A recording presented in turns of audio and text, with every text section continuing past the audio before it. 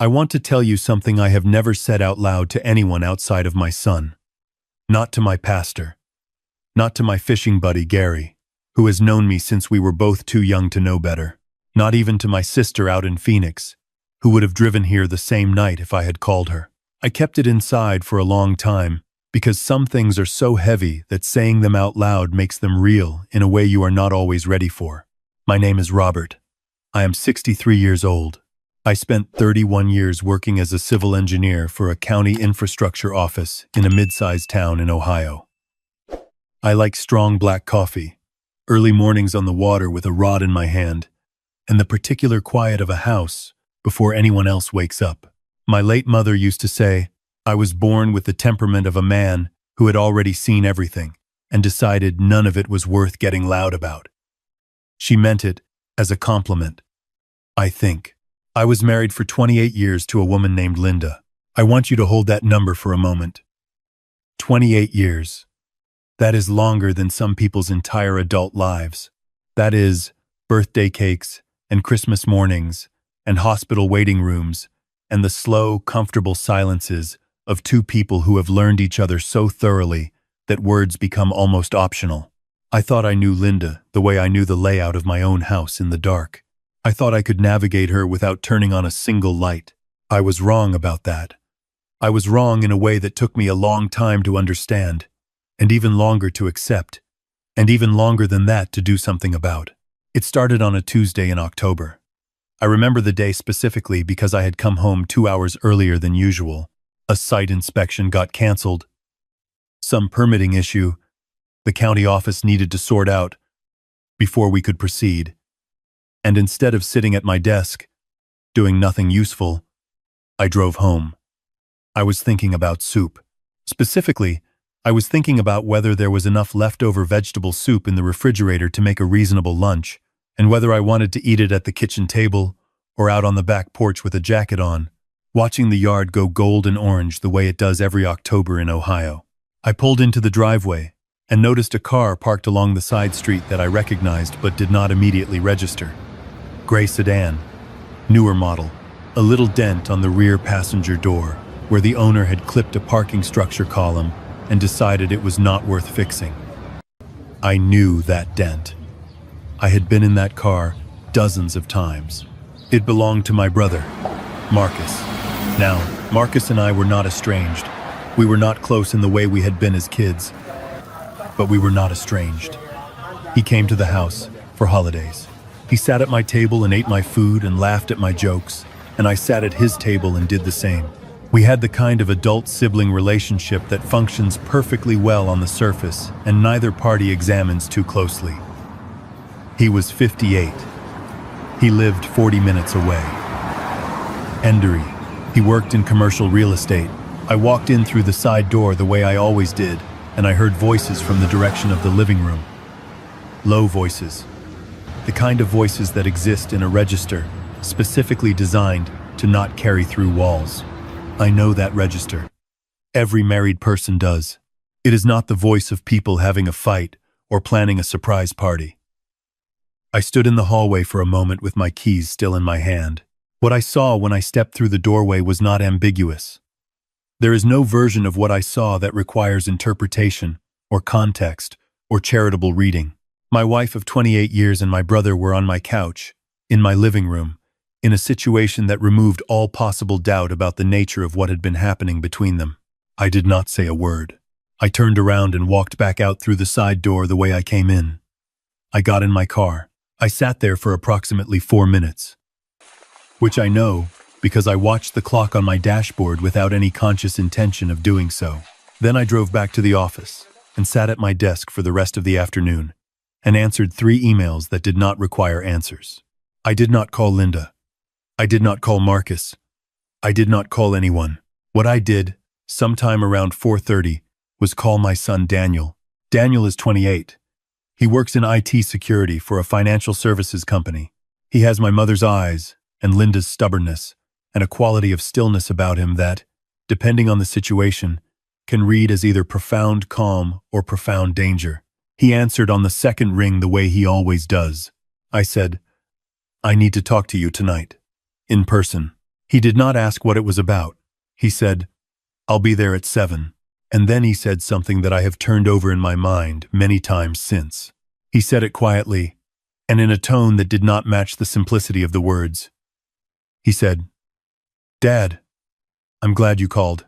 Not okay." "Not sure, no problem." He said he was glad I called, in the specific way a person says something when they have been waiting for it. I thought about that on the drive home. I thought about it while Linda made dinner, moving around the kitchen with her usual efficiency, asking me about my day, telling me about hers. She mentioned Marcus had stopped by to drop off some papers related to a property thing I had asked him to look into. Said he had stayed for coffee. Said he seemed well. I watched her say all of this. I watched her face while she said it. 28 years of knowing someone's face. And I sat there, wondering how many times I had looked at it and understood less than I thought. I said the soup was good. She said she had added a little thyme this time. I said I could taste it. Daniel arrived at 7:04. Linda was in the study watching something on her tablet with headphones on, which was her habit most evenings. Daniel and I sat on the back porch with the light off, because neither of us turned it on and neither of us mentioned that. I told him what I had seen. I used plain words.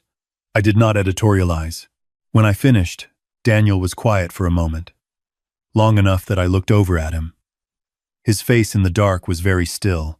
He had his coffee mug in both hands, and he was staring at the yard. Then he said, "Dad, I've known about this for 6 months. I want you to understand what it is to hear those words from your child. Not from a neighbor, not from a friend, not from some anonymous piece of evidence. From your son, who sat at Sunday dinners with you, who hugged his uncle hello and goodbye, who looked you in the eye every single time." I asked him why he hadn't told me.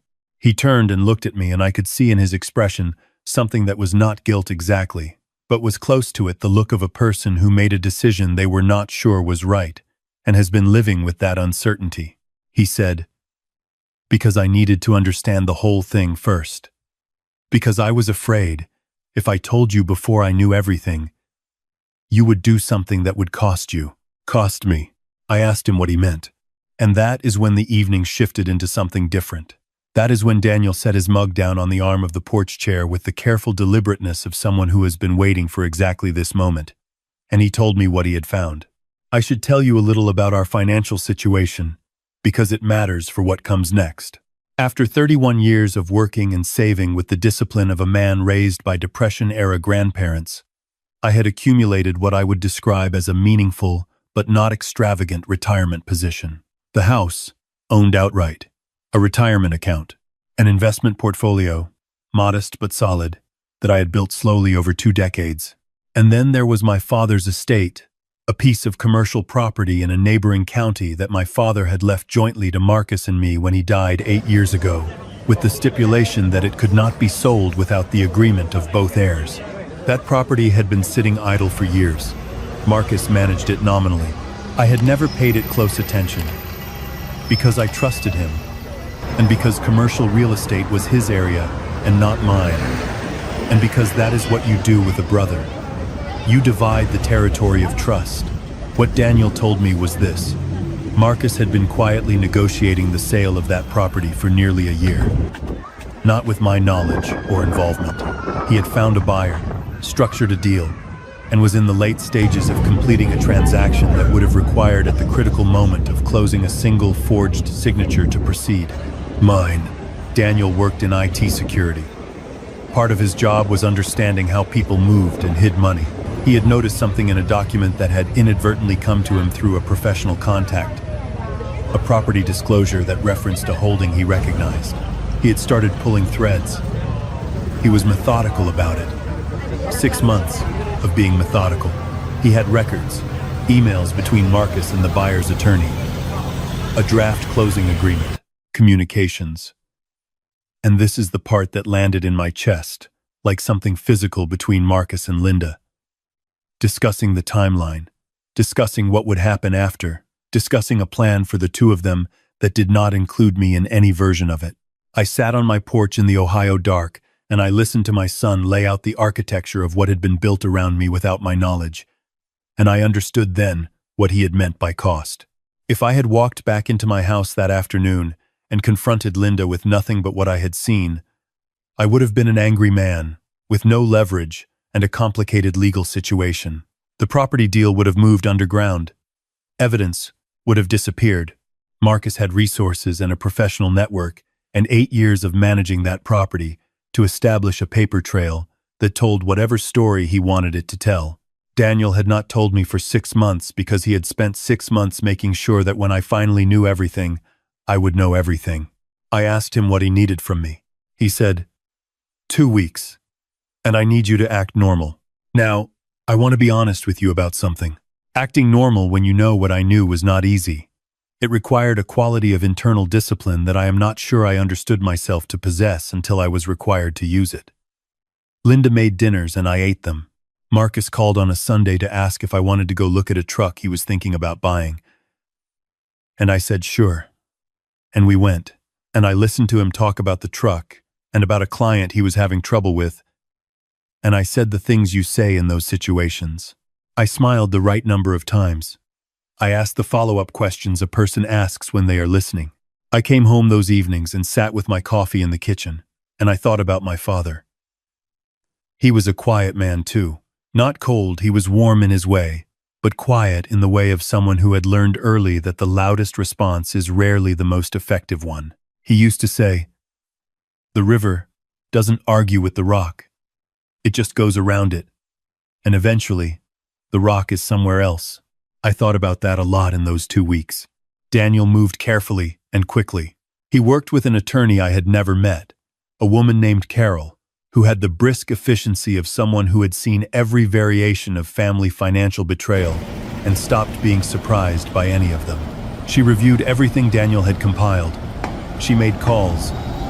She filed the necessary preliminary documents to freeze any attempted transfer of the property pending a judicial review. She did this quietly, in the way things can be done quietly when they are done correctly. On the 14th day, Daniel called me at work and said, "We're ready." He did not say ready for what, exactly, and I did not ask, because I understood. That evening, a Friday, Marcus came to the house for dinner. This had been Linda's invitation, which she had extended 3 days earlier with the cheerful casualness of someone who had no reason to believe it was anything other than what it appeared to be. I had said that sounded fine. We ate pot roast. Linda had made it the way she made it on special occasions, with the small red potatoes and the rosemary. Marcus had 2 helpings. Linda 6 time. Sites. He told a story about a deal he was working on vague, the way he always was about his work. The professional vagueness of a man accustomed to holding information close. I listened to the story. I nodded in the right places. I refilled his water glass when it was low. After dinner, Linda was in the kitchen, and Marcus and I were at the table with the last of the decaf. And I said, in the same tone I used to ask about the truck, "Marcus, I need to talk to you about the Hendricks Road property." He went still. It was a small stillness, the kind a person tries to suppress. But I had known him for 58 years, and I saw it. He said, "Sure, what's on your mind?" I slid a folder across the table to him. Carol had put it together. It was concise and thorough, and it contained, in the organized and methodical language of legal documentation, everything. I watched him open it. I watched him read the first page. I watched his face do the thing that faces do when a person realizes simultaneously that they have been caught and that the catch is comprehensive. He looked up at me. I said, "I've already spoken to an attorney. The property transfer has been frozen. Carol filed the injunction on Wednesday.